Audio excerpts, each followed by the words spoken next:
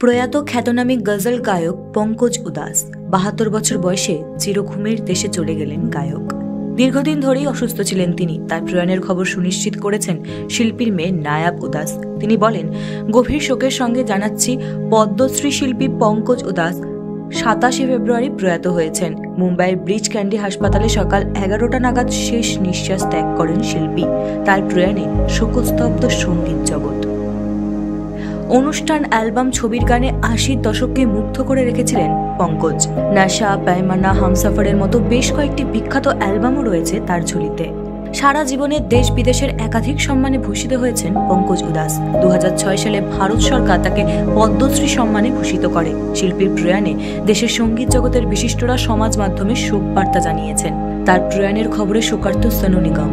তিনি সমাজ মাধ্যমের পাতায় লেখেন, আমার শৈশবের গুরুত্বপূর্ণ একটা অধ্যায় পঙ্কজ উদাস, তাকে হারিয়ে ফেললাম। আপনাকে আজীবন মিস করব। আপনার মৃত্যুর খবরে শোকাহত। আমাদের জীবনে থাকার জন্য ধন্যবাদ। পরিবার সূত্রে খবর, মঙ্গলবার প্রয়াত শিল্পীর শেষকৃত্য সম্পন্ন হবে। অনুষ্কা মণ্ডলের রিপোর্ট, ক্যালকলিং টিভি, কলকাতা।